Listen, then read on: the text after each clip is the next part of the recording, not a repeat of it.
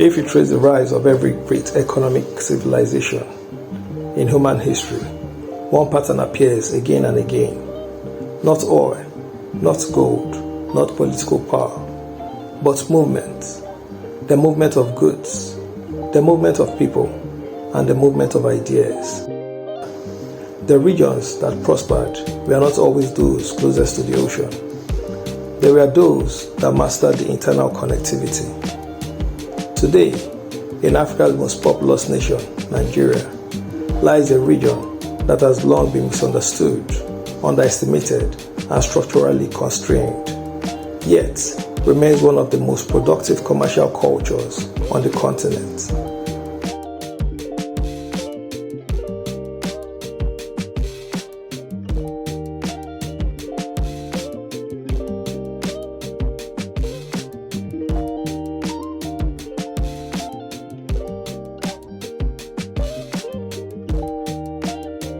Southeast Nigeria. What if the future of this region does not depend on megacities, oil discoveries, or political dominance? What if the answer lies in just a piece of infrastructure, modest in appearance but revolutionary in impact? A functional inland river port capable of handling barges and small container vessels, and an integrated rail network linking production centers directly to markets, local, regional, and continental. This is not a dream. This is not theory. This is how modern economies are built.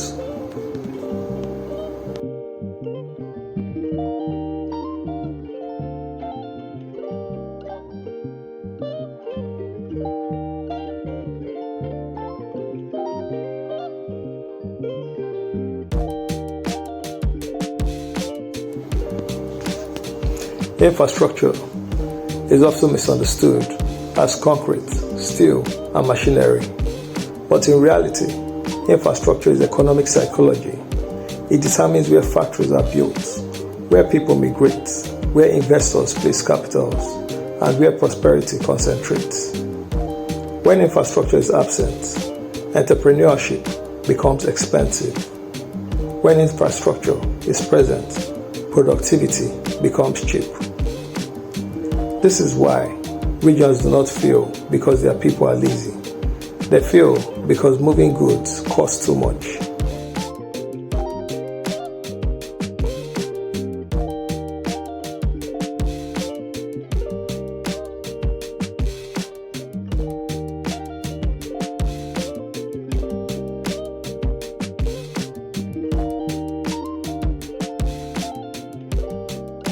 Southeast Nigeria is one of Africa's most industrious regions. Its problem has never been production. Its problem has always been evacuation. How do goods leave factories? How do raw materials arrive cheaply? How do finished products reach continental markets? For decades, the answer has always been Lagos, a coastal city more than 400 kilometers away, a city already overwhelmed, a city whose ports are congested, expensive, and unpredictable. The result, higher costs, lower margins, and stunted growth. But geography offers Southeast Nigeria a different path, a path shaped by water and steel.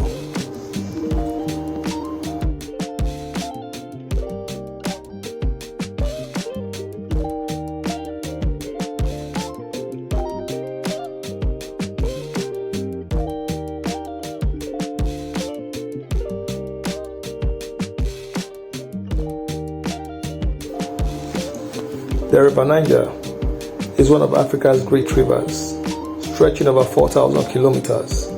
It connects West Africa and Central Africa like a natural spine.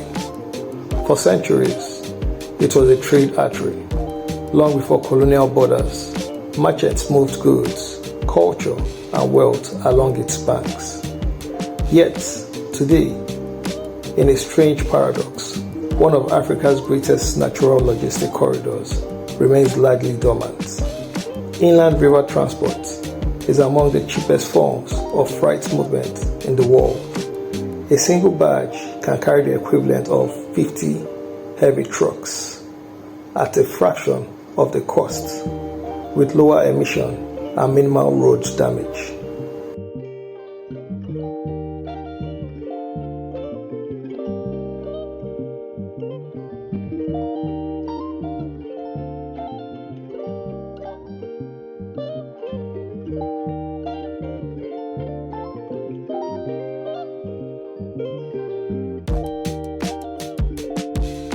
This is not about massive ocean-going container ships.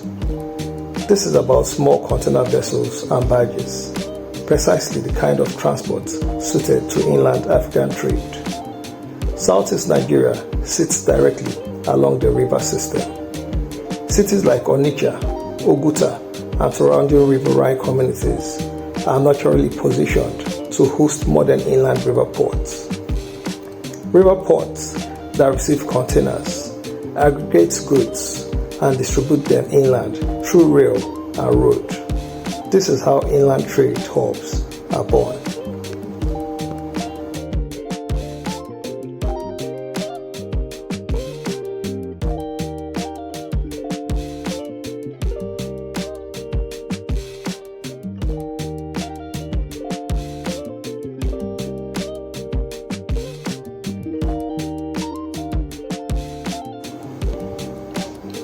In development discussion, there is an obsession with scale, bigger ports, bigger ships, bigger budgets.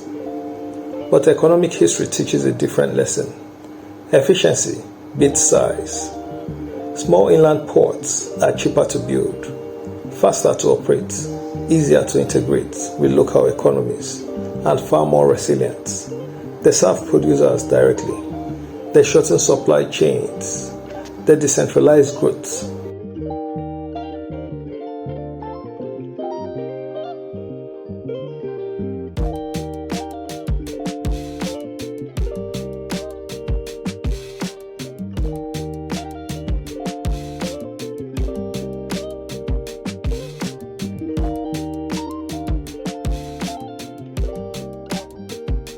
For Southeast Nigeria, this model is almost tailor-made.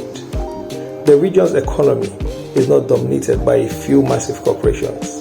It is driven by thousands of small and medium manufacturers, from Aba's garment clusters to Nnewi's auto parts ecosystem to Onitsha's vast commercial networks. These businesses do not need mega ships. They need reliable, predictable, low-cost logistics. River barges provide exactly that.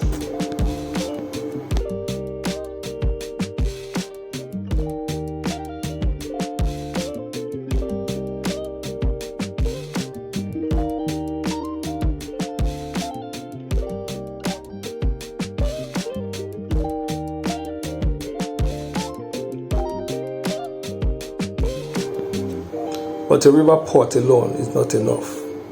Water moves goods cheaply, but not always quickly, and not everywhere. This is where rail line becomes transformational. Rail is the missing multiplier.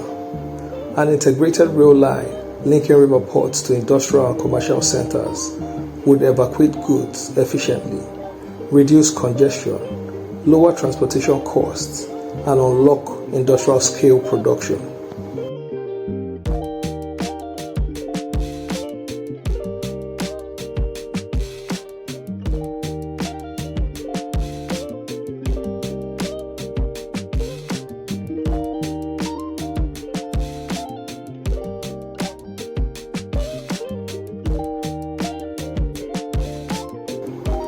Imagine a system where containers arrive by barge at an inland port, are transferred seamlessly onto trains, and delivered directly to factories, warehouses, and markets.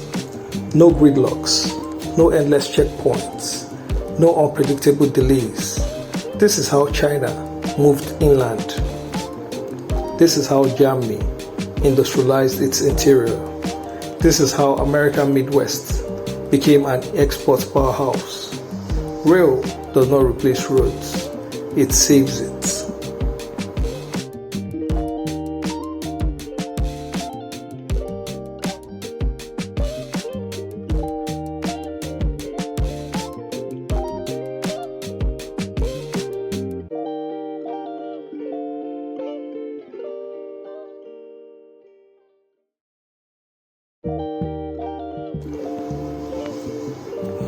Few regions in Africa possess a natural industrial triangle as powerful as Southeast Nigeria.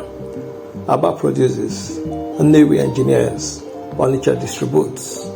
Each city already plays its role, but inefficiently. Factories operate below capacity. Markets absorb limited reach. Exports remain constrained. An integrated river rail system would connect these nodes into a single economic organism. Aba goods move cheaply to ports. Nnewi's components reach continental markets. Onitsha becomes a logistic nerve center. This is not about creating new cities. It is about unlocking the potential of existing ones.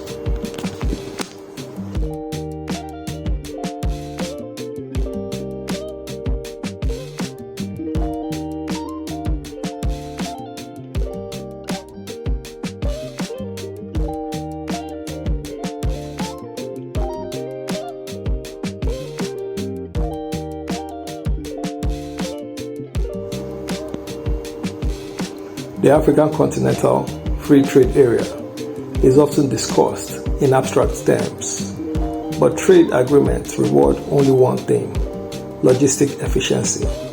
Countries and regions that can move goods cheaply will dominate African trade. Those that cannot will remain consumers. Southeast Nigeria, with its production culture and diaspora capital, is positioned to win if it solves transport. A river port and rail line do not just serve Nigeria, they serve West Africa and Central Africa. They transform Southeast Nigeria into a continental supply hub.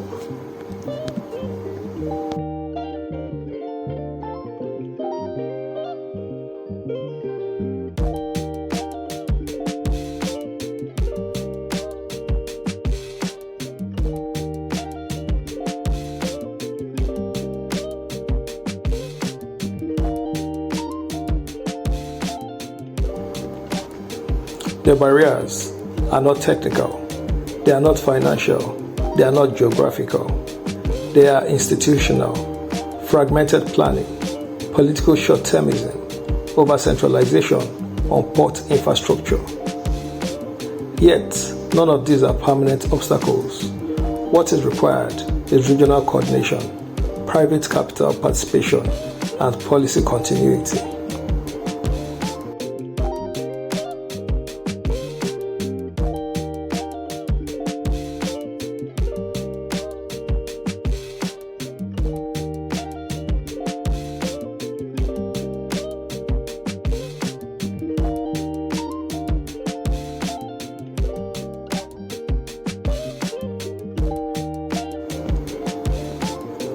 Picture a different Southeast Nigeria.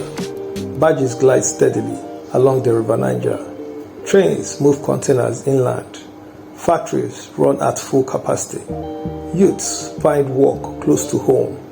Exports leave directly from the region, not because of oil, not because of politics, but because infrastructure finally matched ambition. The Southeast does not need to beg for relevance. It only needs to connect what already exists. A river and a rail line. Together, they are enough to change everything.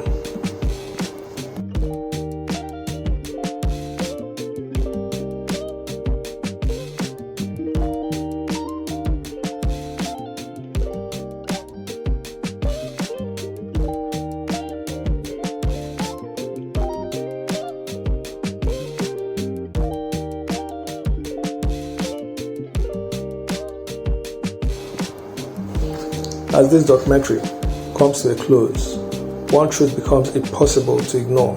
Southeast Nigeria is not lacking in talent. It is not lacking in industry. And it is certainly not lacking in ambition. What it has lacked for decades is connection. A river that should move prosperity has been left idle. A region that produces relentlessly has been forced to struggle alone.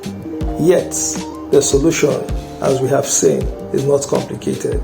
A functional inland river port, an integrated rail line, two pieces of infrastructure, not symbols, not slogans, but practical tools capable of unlocking an entire regional economy.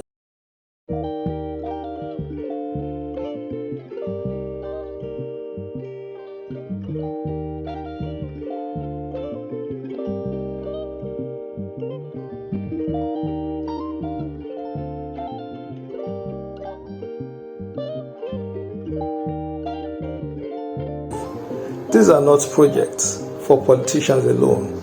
They are questions for citizens, investors, planners, and communities. Because regions that understand infrastructure shape their future, and regions that ignore it are shaped by others. If this conversation matters to you, if you believe the Southeast deserves infrastructure that matches its productivity, then this discussion cannot end here. Share this documentary. Let it reach policymakers, entrepreneurs, professionals, and students. Leave a comment below. Tell us which city should host the next functional river port and which rail line corridor matters most. Subscribe to 1010 Media because this channel exists to document ideas that can change regions, not with noise, but with clarity. And if you want more in-depth documentary-level explorations of Africa's development, infrastructure, trade, and the future of Igboland and Nigeria, turn on your notification. The future is not waiting. It is being built quietly, deliberately, and sometimes far from the headlines. Thank you for watching.